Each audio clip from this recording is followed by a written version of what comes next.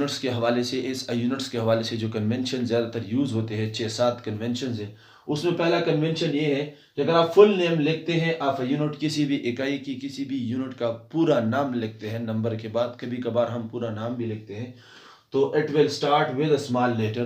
तो ये हमेशा आपके पास स्मॉल लेटर से स्टार्ट होगा। यूनिट की जगह मैं लिखता हूँ न्यूटन। अगर मैं पूरा न्यूटन लिखना चाहूँगा, ठीक है, तो मेरे पास जो पहला वर्ड है वो कैपिटल नहीं स्मॉल से। इस तरह मैं लिखता हूँ 10 मीटर, तो मेरे पास जो मीटर में एम होगा वो स्मॉल होगा। मैं लिखता हूँ 50 किलोग्राम, तो ये के जो हमारे पास है वो हम स्मॉल लिखेंगे। चाहे ये साइंटिस्ट का नाम हो या वैसी यूनिट हो हमारे पास, इसमें ये बात रखना चाहिए कि अगर आपने फुल नाम लिखना है यूनिट का तो वो आप हमेशा स्मॉल से स्टार्ट करेंगे। कन्वेंशन नंबर 2 हमारे पास ये है कि अगर आप पूरा नाम नहीं लिखते, सिंबल लिखना चाहते हैं, तो सिंबल ऑफ यूनिट नेम, किसी भी यूनिट नेम का अगर आप सिंबल लिखना चाहते हैं और वो यूनिट नेम जो है वो आफ्टर साइंटिस्ट है, यानी उस इकाई का नाम साइंटिस्ट के नाम से पड़ा। ज़्यादातर हम जानते हैं कि हमारे पास सारे तो नहीं है लेकिन ज़्यादातर साइंटिस्ट ने अपने नाम पे उसकी यूनिट्स बनाए हैं।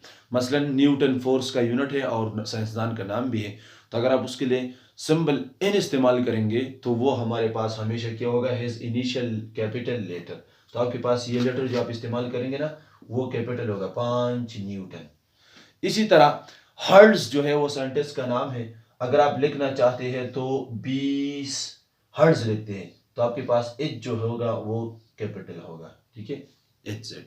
इस तरह पास्कल है, इस तरह हमारे पास कैंडेला है। बहुत सारे ऐसी यूनिट्स हैं जो साइंटिस्ट के नाम पे बने हैं। तो अगर आप उन यूनिट्स के लिए पूरे नाम के बजाय सिंबल लिखना चाहेंगे तो वो आप कैपिटल में लिखेंगे। अगर पूरा नाम लिखते हैं तो फिर आप इसको स्मॉल एन से, मतलब तमाम आप स्मॉल में लिखेंगे, उसमें फिर कैपिटलाइजेशन की कोई गुंजाइश नहीं है। कन्वेंशन नंबर 3 में कहते हैं the prefixes are written adjacent and before unit, कि अगर आपके पास किसी भी फिजिकल क्वांटिटी की मेजरमेंट में ज़्यादा नंबर से, ठीक है, बड़े हिसाब किताब है, जिस तरह हम ज़मीन से सूरज तक का फासला लेते हैं, या स्मॉल लेवल पे हम बात करते हैं, जिस तरह हम रेडियस या डायमीटर ऑफ न्यूक्लियस की बात करते हैं, तो बहुत स्मॉल लेवल पे, या सन के केसेस में बहुत ही लार्ज लेवल पे। तो ऐसे नंबर्स को रिप्रेजेंट करने के लिए हम 10 की ताकत या 10 पावर्स का सहारा लेते हैं, जिससे हमारा टाइम भी बचता है और बहुत बड़े नंबर को हम बहुत कम जगह में लिख सकते हैं, हमारा स्पेस जो है वो भी बच जाता है। तो ऐसे तरीक़ेकार को हम प्रीफिक्सेस कहते हैं, जिसमें हम बड़े बड़े नंबर या छोटे छोटे नंबर्स को 10 पावर्स की शक्ल में लिखते हैं।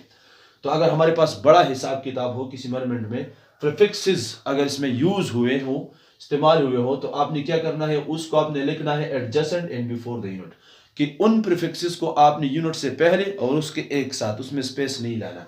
मिसाल के तौर पर मैं लिखता हूँ 5 माइक्रो। ये माइक्रो एक्चुअली 10 पावर माइनस 6, जो कि कम पैमाइश के लिए एक 10 पावर है, उसके लिए हमने एक अलामत इस्तेमाल की माइक्रो। तो यहाँ पर मीटर है, मीटर यूनिट है, तो इस माइक्रो प्रीफिक्स को मैंने मीटर से पहले और उसके साथ क्लोज लिखा हुआ है, इसमें कोई स्पेस नहीं है। इस तरह मैं एक और मेजरमेंट की बात करता हूँ। मेरे पास है 6 मिली सेकेंड, 6 तो नंबर है, सेकंड यूनिट है, मिली हमारे पास प्रीफिक्स है। तो इस छोटे नंबर्स को जिसके लिए हमने प्रीफिक्स मिली का सहारा लिया, उसको हम लिखते हैं 10 पावर माइनस 3 की सूरत में, ठीक है। तो ये मैंने सेकंड से पहले लिखा, बिफोर लिखा, जिस तरह मैंने लिखा है, ठीक है, और उसके साथ लिखा, इसमें इस किस्म का स्पेस नहीं है। तो ये भी ध्यान में रखना है कि आपने इसको इसी तरीके से लिखना है। नंबर 4 कन्वेंशन में कहते हैं कि combination of units is written with one space apart. अगर आपके पास एक किसी भी पैमाइश में एक से ज़्यादा इकाइयाँ इस्तेमाल हुई है, जिस तरह हमारे पास टार्क में या मोमेंटम में, ठीक है, या फोर्स में या एक्सेलरेशन में, ये डिराइव्ड यूनिट्स है, उसमें ज़्यादा यूनिट्स, बेस यूनिट्स शामिल होते हैं। तो आपने उसमें क्या करना है, आपने उसको एक स्पेस, एक यूनिट को दूसरी यूनिट से एक स्पेस जुदा करना है। मतलब अगर मैं लिखना चाहूँगा 10 न्यूटन मीटर, तो न्यूटन अगर अलग यूनिट है और मीटर अलग यूनिट है, तो उसको आप एक साथ नहीं लिखेंगे, उसमें एक वक्फ आप यूज़ करेंगे, एक स्पेस आप यूज़ करेंगे, इसी तरह आपके पास और भी हो सकते हैं जिसमें हमारे पास 2-3 यूनिट्स हो, तो आपने हर यूनिट के बीच में एक स्पेस लेके आना है। नंबर 5 कन्वेंशन में हमारे पास कहते हैं कि आपके पास डबल, ट्रिपल या multi prefixes are not allowed. किसी भी यूनिट में अगर आपके पास ज़्यादा प्रीफिक्सेस 10 पावर को आप स्प्लिट करके बना सकते हैं तो इसकी इजाज़त नहीं है। अगर आपके पास है तो इसको आप सिंगल करके एक प्रीफिक्स की शक्ल में लिखेंगे। मसलन अगर मेरे पास है 10 पावर 12 मीटर, तो मैं इसको 10 पावर 6 और 10 पावर 6 इस तरह भी लिख सकता हूँ। और 10 पावर अगर मैं इसको माइनस कर लूँ, ये फिर मेगा की बात होती है, ठीक है।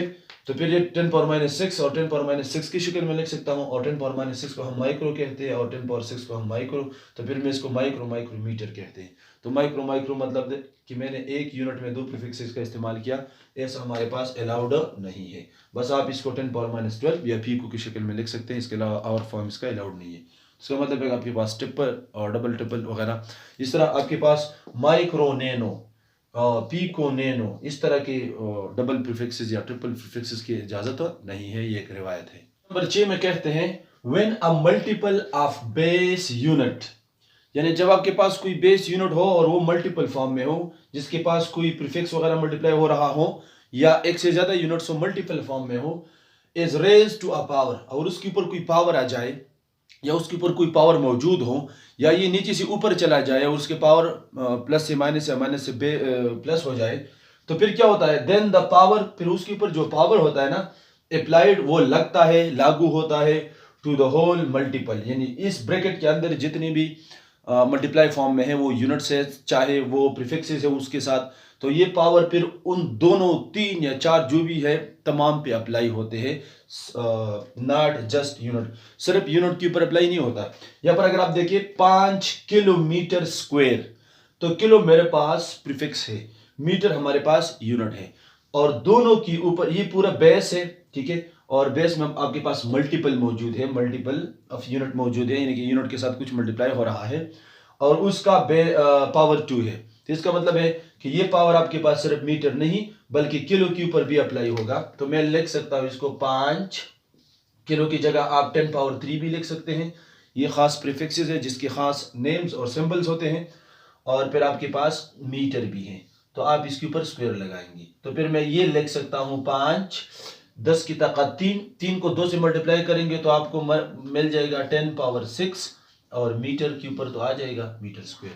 तो इसका मतलब है कि इस केस में जो आपके पास मल्टीपल है और उसके ऊपर पावर आ जाए तो ये पावर फिर तमाम के ऊपर अप्लाई होता है, सिर्फ यूनिट के ऊपर अप्लाई नहीं होता। आखिरी और 7 नंबर कन्वेंशन ये है कि before putting values in a formula, किसी फार्मूले में अगर आप वैल्यूज लगाना चाहते हैं, मसलन आपके पास एक फार्मूला है फिजिकल टू एम ए, अगर आपके पास मास की वैल्यू गिवन है और ए की वैल्यू गिवन है, तो उसमें वैल्यूज पुट करने से पहले मेक श्योर इस बात को यकीनी बनाए that all included physical quantities, किस फार्मूले में जितनी भी आप वैल्यूज पुट कर रहे हो, जितनी भी फिजिकल क्वांटिटीज का आप वैल्यूज पुट कर रहे हो, values are expressed in SI units, वो तमाम वैल्यूज सिस्टम इंटरनेशनल के मुताबिक हैं। मसलन यहाँ पर अगर आप फोर्स मालूम करना चाहते हैं तो आप यहाँ पर जो मास लगाएंगे इस यूनिट्स के मुताबिक ये किलोग्राम में होना चाहिए, अगर ग्राम में है या मिलीग्राम में है तो वो एस आई यूनिट्स नहीं है, आप इसको पहले किलोग्राम में कन्वर्ट कर ले, बाद में यहाँ पर लगा लें। इसी तरह अगर आपके पास एक्सेलरेशन है तो अगर उसकी वैल्यू यहाँ पर लगाना चाहते हैं सीजीएस सिस्टम से, तो उस सिस्टम से नहीं, आप इसको एसआई सिस्टम में कन्वर्ट कर ले जिसमें इसकी यूनिट है मीटर पर सेकंड स्क्वायर, और उसके बाद आप फार्मूले में पुट करेंगे तब आपको जवाब मिलेगा, वो आपके पास रिलायबल होगा। Thank you students for watching. ये 7 ऐसे एजम्पशंस कन्वेंशंस हैं जिसको हम फॉलो करते हैं फिजिक्स में, किसी भी ऐसे यूनिट्स को इस्तेमाल करते हैं, ये रूल्स है हमारे पास, रूल्स तो नहीं, आप इसको कन्वेंशंस कहते हैं। इस तरह के मजीद लेक्चर्स और वीडियोज़ को हासिल करने के लिए आप शासिब अकेडमी के साथ फेसबुक पेज और यूट्यूब पर जुड़े रहे ताकि हमारी वीडियोज़ आपको मिलते रहेंगी। Thank you very much.